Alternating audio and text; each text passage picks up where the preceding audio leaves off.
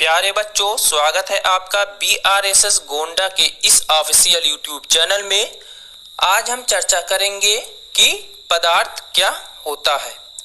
वे सभी वस्तुएं जिनका द्रव्यमान होता है, वे सभी वस्तुएं जिनका द्रव्यमान होता है और स्थान घेरती है, पदार्थ कहलाती है।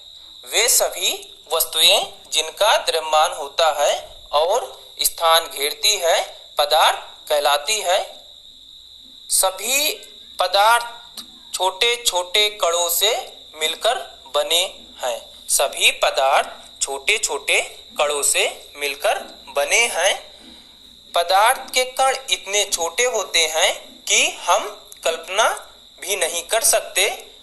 उदाहरण के लिए जैसे पोटेशियम परमैंगनेट का एक छोटा कण को यदि एक गिलास पानी में डाल दिया जाए तो ये पूरे गिलास को रंगीन बना देता है। जैसे पोटेशियम परमैंगनेट का एक छोटा कण को यदि एक गिलास पानी में डाल दिया जाए तो ये पूरे गिलास को रंगीन बना देता है। अर्थात एक छोटा कण गिलास में पानी के जितने कण हैं उतने भागों में विभाजित हो जाता है और सभी कणों के साथ मिल जाता है। सभी कणों के साथ मिल जाता है। तो आप अंदाजा लगाइए कि पदार्थ के कण कितने छोटे होते हैं।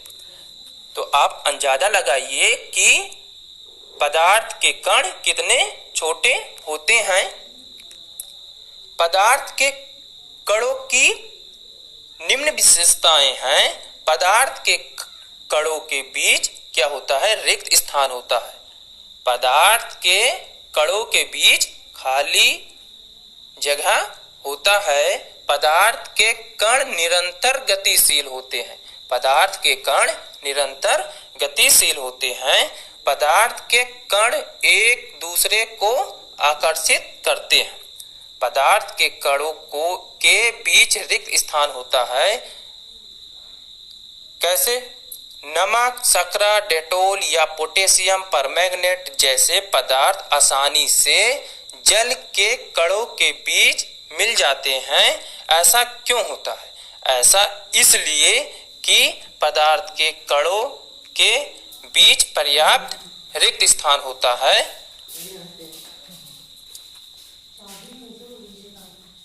पदार्थ के कण निरंतर गतिशील होते हैं। पदार्थ के कण निरंतर गतिशील होते हैं। पदार्थ के कण निरंतर गतिशील होते हैं अर्थात उनमें गतिज ऊर्जा होती है। उनमें गतिज ऊर्जा होती है। तापमान बढ़ने पर कणों की गति तेज हो जाती है। इसलिए हम कह सकते हैं कि तापमान बढ़ने से कणों की गतिज ऊर्जा भी बढ़ जाती है।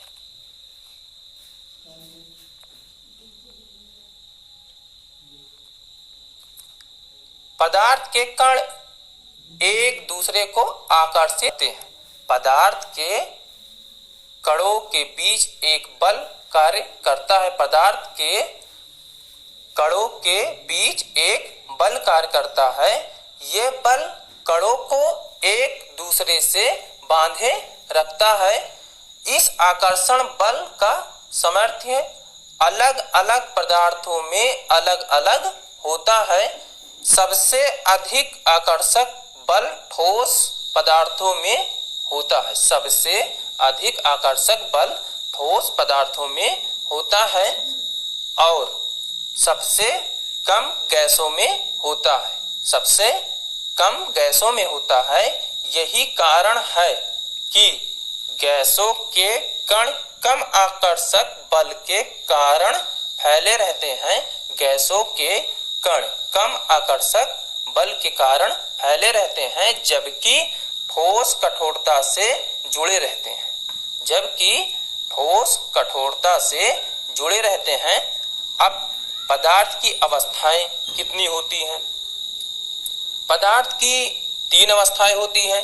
ठोस, द्रव और गैस, यानी लिक्विड, सॉलिड, लिक्विड और गैस। किसी भी पदार्थ के अवस्थाओं का वर्णना, यानी ठोस, द्रव और गैस, ये तीन अवस्थाएं उनके कणों के विभिन्न विशेषताओं के कारण होता है। यदि जितने ही इनके कणों के बीच की दूरी बढ़ेगी और आकर्षण बल कम होगा, यदि जितने ही इनके कणों के बीच की दूरी बढ़ेगी और आकर्षण बल कम होगा, वे पदार्थ उतनी कम ठोस से द्रव और द्रव से गैस की ओर बढ़ता जाएगा। ठोस का गुणधर्म क्या है? इनका निश्चित आकार तथा स्पष्ट सीमाएं होती हैं। इनका निश्चित आकार तथा स्पष्ट सीमाएं होती हैं। स्थिर आयतन अर्थात संपीड़ितता नगण्य होता है।